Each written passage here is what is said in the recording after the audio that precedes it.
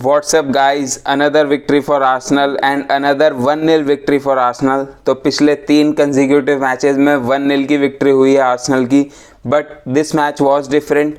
Performance wise मैं कहूँगा बिल्कुल भी सिमिलर नहीं था टू आवर लास्ट 2 गेम्स, जहाँ पे हम लकीली जीते वो matches, but this was much convincing win. 1-0 score line justify नहीं कर रही जिस टाइप की परफॉर्मेंस थी आर्सेनल की और जिस टाइप से हमने चांसेस क्रिएट करे, जितनी डोमिनेंट थी आर्सेनल।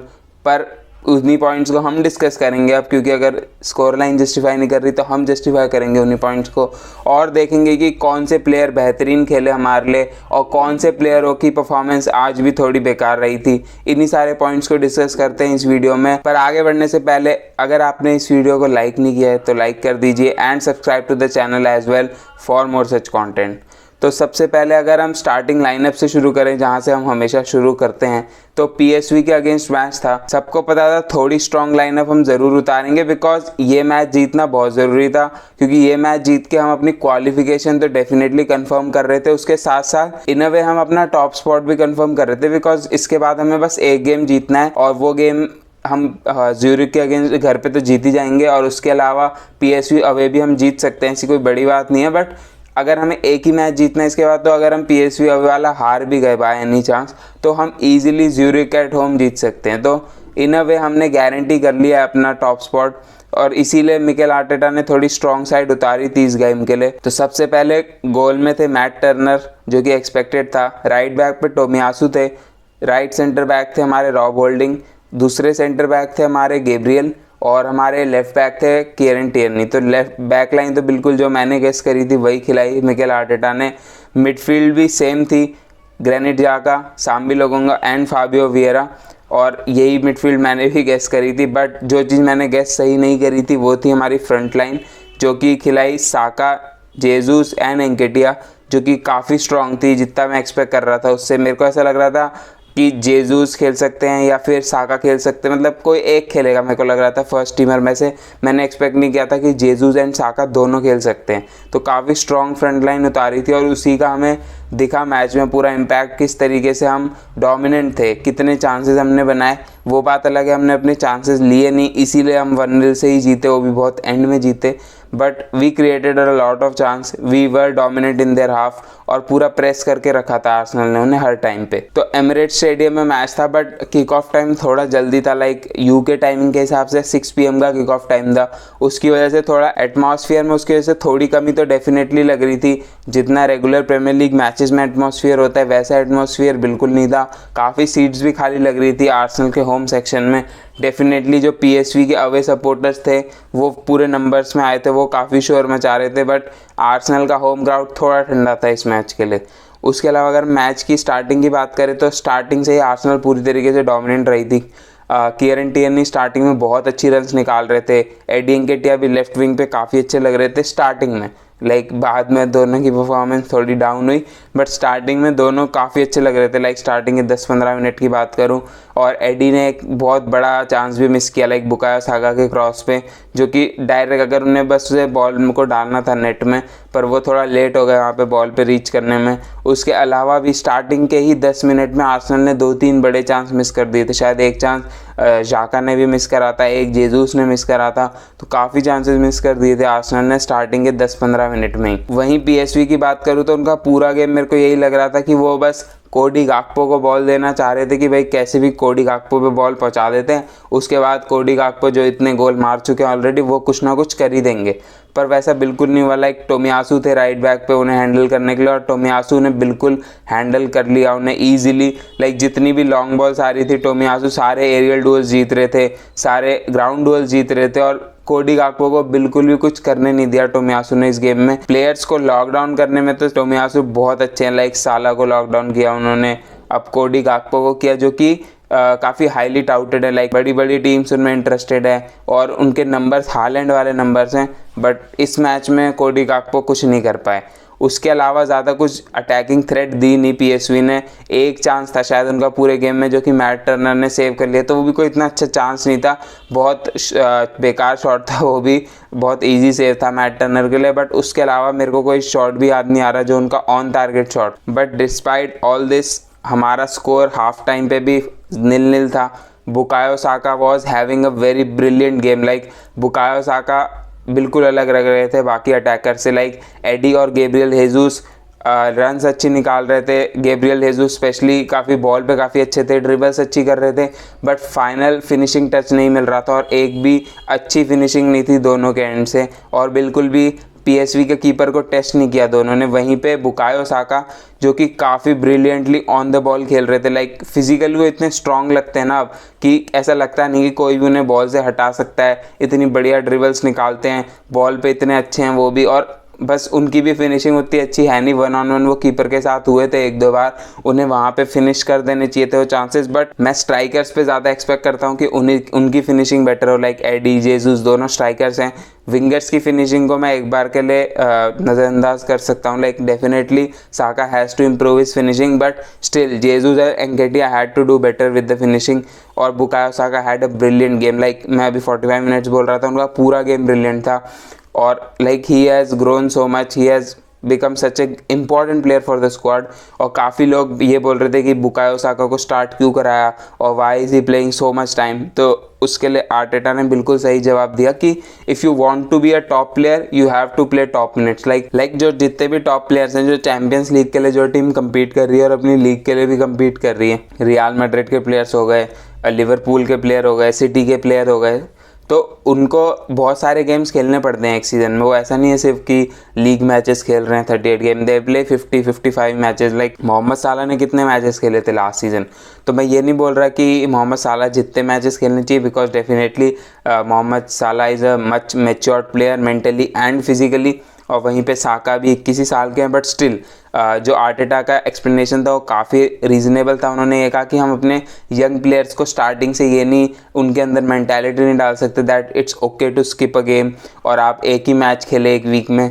और साका को रेस्ट देने की कोशिश करते हैं मिकेल आर्टेटा, बट साका के लेवल का कोई प्लेयर है नहीं अभी आर्सेनल की टीम में। और मेरे ख्याल से तो वैसे भी मिलना मुश्किल है कि अभी कौन, आप मोहम्मद साला को लाएंगे क्या साका के साथ खिलाने के लिए। और बाकी के अभी जो बचे हुए 2 मैचेस हैं उसमें साका को रेस्ट मिलना चाहिए। मैं भी ये एक्सपेक्ट कर रहा हूँ कि साका को रेस्ट मिलेगा, बट स्टिल उन्हें अगर खिलाते भी है तो ऐसी कोई बड़ी बात नहीं। अगर उन्हें कोई इंजरी इशू नहीं है तो कोई प्रॉब्लम नहीं होनी चाहिए उन्हें मैचेस खेलने में। और काफ़ी अच्छा एक्सप्लेनेशन था and people need to stop crying कि भाई हम साका को 2 मैच क्यों खिला रहे हैं वीक में, जेसूस 2 मैच क्यों खेल रहे हैं, बेन वाइट 2 मैच क्यों खेल रहे हैं। लाइक खेलने पड़ते हैं, सारे टॉप टीम के टॉप प्लेयर्स कर रहे हैं ये चीज़, तो इट्स नथिंग न्यू। और अगले साल अगर हम चैंपियंस लीग में होंगे तो वहाँ पे हम इतनी रोटेटेड स्क्वाड नहीं खिला पाएंगे। हमें जो 11 हमारे प्रीमियर लीग में खेल रहे हैं उसमें से 9-10 को चैंपियंस लीग में भी खेलना पड़ेगा। तो ये चीज़ समझनी रहेगी सब आर्सेनल फैंस को कि हम 1 वीक वाले हिसाब पे नहीं चल सकते, 2 गेम्स अ वीक वाला हिसाब पे ही खेलना पड़ेगा अगर आपको टॉप क्लब रहना है। उसके अलावा थोड़े अगर स्टैट्स और नंबर्स की बात करूँ तो 25 शॉट थे आर्सेनल के जितने मैनचेस्टर यूनाइटेड ने स्पर्स के अगेंस्ट लिए थे, तो काफ़ी ज़्यादा शॉट्स थे, लेकिन सिर्फ 8 ऑन टारगेट थे। एडी एंकेटिया का 0 शॉट ऑन टारगेट था। तो मैं उन्हें कोई पर्सनली टारगेट नहीं कर रहा हूँ, बट बता रहा हूँ कि उनका कोई शॉट टारगेट पे नहीं था। और जेसूस के भी बिग चांसेस मिस थे और एडी के भी बड़े चांसेस मिस थे, स्पेशली जब उन्होंने शॉट नहीं लिया टारगेट पे तो चांसेस मिस ही होंगे। डोमिनेंस काफ़ी रखा था, लाइक 3.3 का XG बनाया आर्सेनल ने, 62% पोजेशन था और 88.7% फील्ड टिल्ट था। तो फील्ड टिल्ट पे अगर किसी को डाउट है कि फील्ड टिल्ट क्या चीज़ है तो वो होता है कि share of touches in the final third. तो आर्सेनल का 87.7% था फील्ड टिल्ट, और इन कंपैरिजन टू जो बचा हुआ कितना 12% हो गया ऑफ PSV आइंडनहोवन। तो काफ़ी डोमिनेंट डिस्प्ले था। Field tilt is a very good metric to determine your dominance. Like आप क्लियरली पता चल जाता है आपको कि कौन सी टीम का कितना डोमिनेंस था, क्योंकि पोजीशन काफ़ी बार उतने अच्छे से पिक्चर नहीं डिस्प्ले करता है, but field tilt does that. तो ये काफ़ी अच्छा स्टैट लगता है मेरे को तो पर्सनली। उसके अलावा अगर हम गोल की बात करें तो विनिंग गोल केम फ्रॉम ग्रैनिट जाका। तो भाई ग्रैनिट जाका बन चुके हैं हमारे बिल्कुल टॉप मिडफील्डर। अब उनका रिवाइवल सीजन जा रहा है बिल्कुल ऐसा, मतलब fans are loving him, he is loving his time at the club, performances are up. Already उन्होंने 2 गोल प्रीमियर लीग में स्कोर कर दिए हैं, 3 असिस्ट हैं शायद उनके वहाँ पे, 1 गोल आज स्कोर किया, that to the winning goal. So I think it's big for him. आज वो कैप्टन भी थे, आर्म बैंड पहन के आए थे और उनके लिए गोल स्कोर करना काफ़ी बड़ी बात थी। तो I think Granit Xhaka has grown so much me on as a player. Like एक टाइम था जब मैं उन्हें उतना पसंद नहीं करता था, but now he has grown so much. तो Granit Xhaka wonderful game by him, like control कर रहे थे वो मिडफील्ड में, बॉल्स जीत रहे थे। लाइक सांबी, हमें पता है सांबी को डिस्कस करते हैं थोड़ी देर में। तो ग्रैनिट जाका had a very good game, runs निकाल रहे थे, टेक्निकली अपनी प्रोवेस शो कर रहे थे। आई थिंक ग्रैनिट जाका हैड अ गुड गेम और मेरे मैन ऑफ द मैच भी वही रहेंगे। ऑब्वियसली उन्होंने गोल स्कोर करा तो उसी से हम जीते भी हैं। उसके अलावा अगर हम बाकी प्लेयर्स की परफॉर्मेंस पे बात करें तो टोमियासु का, जैसे मैंने बोला है, काफ़ी अच्छी परफॉर्मेंस थी। Rob Holding had a good performance, like कुछ भी गलत नहीं किया उन्होंने, बिल्कुल क्लीन परफॉर्मेंस थी उनकी। उसके साथ साथ गैब्रियल का भी पता नहीं चला कि वो खेल रहे थे, तो इट्स अ गुड थिंग। अगर सेंटर बैक का पता ना चले कि वो खेल रहे हैं तो इट्स अ गुड थिंग कि दूसरी टीम आपको ज़्यादा प्रेस नहीं कर रही है और आपका सेंटर बैक कोई गलती नहीं कर रहा। उसके अलावा केरन टियर्नी, जैसे मैंने बताया स्टार्टिंग में ही वॉज गुड, काफ़ी अच्छी रन्स निकाल रहे थे, बट 30-35 मिनट कहूँगा, उसके बाद फेड अवे होने लग गए। पर ऐसी कोई गलती नहीं करी उन्होंने, पर उनका इम्पैक्ट काफ़ी कम होने लग गया टाइम के साथ। उसके अलावा मैट टर्नर को भूल गया मैं, तो उन्होंने कुछ किया नहीं तो भूल गया भाई। अच्छी बात थी, 2 सेव थे, कर लिए। 2 या 1 सेव था जो उन्होंने कर लिया, तो आई थिंक उनके एंड पे करने को ज़्यादा कुछ था नहीं। But he has been impressing me in the past few game. Like काफ़ी अच्छा उनका इंटेंट लगता है, जिस तरीके से अपने बॉक्स पे डोमिनेंस दिखाने की कोशिश करते हैं, स्वीपर कीपर की तरह खेलने की कोशिश करते हैं, और शॉट स्टॉपिंग उनकी काफ़ी अच्छी लगी। लाइक उनकी शॉट स्टॉपिंग मेरे को रैमजेल से बेटर लगती है, ऑल तो Ramsdale is a better overall keeper. तो पर ये काफ़ी अच्छी बात है, लाइक आपको कप कॉम्पिटिशन्स में एक बेटर शॉट स्टॉपर सी चाहिए। उसके अलावा मिडफील्ड पे आए तो ग्रैनिट जाका को तो मैंने मैन ऑफ द मैच बोल ही दिया है ऑलरेडी।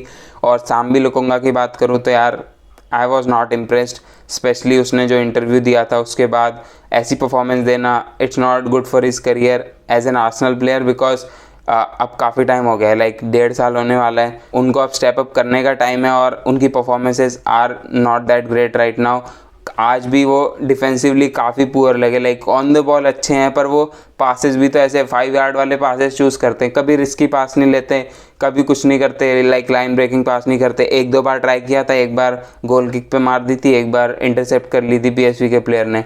तो उनके पासेस भी ऐसे जितने अच्छे लगते हैं ना उतने अच्छे हैं नहीं। Like he is too neat and tidy sort of player, जो बिल्कुल रिस्क नहीं लेता है, 5 यार्ड वाला पास कर देगा अपने बगल वाले प्लेयर को। तो यार अब तो उनकी मेंटालिटी पे भी क्वेश्चन करने की बात आ रही है, बिकॉज कि वो अपने आप को इम्पोज नहीं कर रहे हैं गेम में। लाइक एज ए नंबर 6 अगर आप खेलते हैं, एज ए लोन 6 स्पेशली, तो आपको इम्पोज करना रहता है अपने आप को गेम में। मैं मान सकता हूँ कि उनकी नेचुरल पोजीशन नहीं है, तो हो सकता है उन्हें डिफ़िकल्टी आ रही हो, बट अब ऑलमोस्ट 1 साल से ऊपर हो गया है वो उस पोजीशन में ट्रेन कर रहे हैं। तो इधर आर्सेनल उन्हें खिलाना छोड़ दे उस पोजीशन में, या फिर उन्हें मूव ऑन कर दे, और तो मैं कुछ बोल नहीं सकता। अगर उनका किसी और पोजीशन में स्कोप नहीं है तो फिर हम क्या कर सकते हैं। लाइक यूवेंटस के हमने देखे हैं कि लिंक्स आ रहे हैं कि they wants to swap him for like Weston McKennie और लोकाटेली और समवन लाइक दैट। तो देखना रहेगा लोकोंगा का क्या होता है, but I have not been impressed by him in these Europa League games as well. Like 1-2 game में मेरे को डिसेंट लगे थे, like Bordeaux at home he was decent,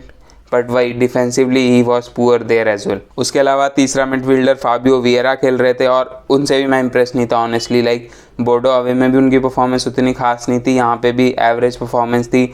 एक अच्छा चांस था जो गैब्रियल हेजूस ने मिस कर दिया।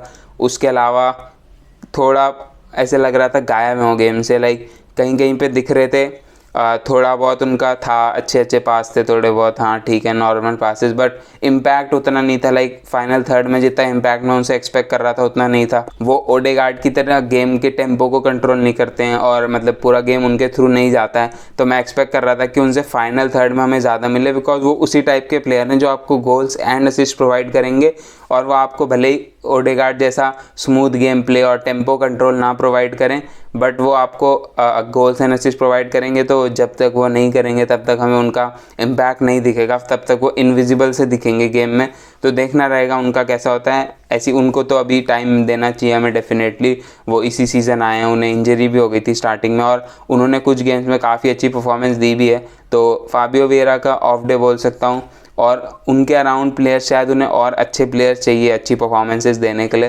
तो देखना रहेगा फाबियो वियरा कहाँ पे सूट करते हैं, क्या यही वाली पोजीशन उनकी फाइनल पोजीशन है या वो कहीं और भी खेल सकते हैं। उसके अलावा अगर हम फ्रंट लाइन की बात करें, Saka was magnificent, definitely a man of the match contender for me. अगर उन्होंने गोल स्कोर किया होता तो डेफिनेटली वो होते।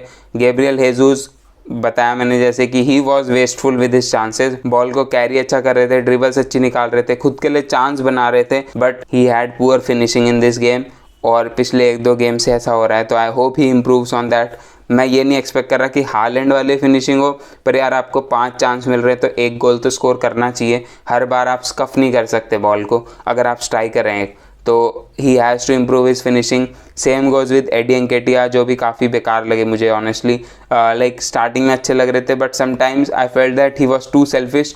Like being selfish is one of his good trades कि वो गोल स्कोर करते हैं, बट नॉट ऑलवेज। लाइक जहाँ पे आपको चांस मिल रहा है कि आपकी टीम गोल स्कोर कर सकती है, वहाँ पे आपको सेल्फिश नहीं होना चाहिए। उसके अलावा अगर मैं थोड़े सब्स्टिट्यूट्स की बात करूँ तो पार्टे आए थे, ओडेगार्ड आए थे, because Arsenal needed more control in the midfield, और ओडेगार्ड के आने से बहुत डिफरेंस पड़ा था। जो गोल किया ग्रैनिट जाका ने, उसमें टोमियासू का असिस्ट था, बट टोमियासू को पास ओडेगार्ड ने दिया था, और ओडेगार्ड के आते ही मैच में कंट्रोल हमारा और बेहतर हो गया था। मैं ये नहीं बोल रहा हमारा कंट्रोल नहीं था मैच पे, बट जो हमारा फाइनल थर्ड में कंट्रोल था, जिस तरीके से हम अटैक क्रिएट कर रहे थे, वो काफ़ी इंप्रूव हो गया था। पार्टे तो डेफिनेटली डिफेंसिवली सॉलिड थे, तो वो हमें डिफरेंस दिख गया था वहीं पे। उसके साथ साथ बेन वाइट आए थे, काफ़ी एंड में आए थे बेन वाइट, और रीस नेल्सन आए थे। रीस नेल्सन ने भी कुछ नहीं किया इस मैच में। उसके बाद मार्टिनेली आए, जिनका थोड़ा इम्पैक्ट था, काफ़ी अच्छे रन्स निकाले, 1-2 अच्छे चांस क्रिएट करे, तो Martinelli definitely had an impact in what ever time he had on the field. तो काफ़ी अच्छा गेम था मेरे ख्याल से। वी वॉन द गेम, अब हम टॉप पे हैं ग्रुप के, qualification is confirmed, we just need to win one of the remaining games and we would be top of the group. तो आई थिंक यूरोपा लीग अब थोड़ा seal सा हो गया आर्सेनल के लिए। एक गेम और जहाँ पे शायद आर्सेनल थोड़ी स्ट्रॉन्ग साइड खिला है, उसके अलावा आई थिंक जो बचा हुआ एक गेम है उसमें तो काफ़ी जो अकेडमी के प्लेयर्स हमारी बेंच पे रहते हैं, आई थिंक उन्हें चांस मिलेगा। तो देखना रहेगा वो कैसा खेलेंगे, और काफ़ी इंटरेस्टिंग रहेगा उन्हें देखना। तो आज की वीडियो में इतना ही, मिलता हूँ अगली वीडियो में, तब तक के लिए take care and good bye.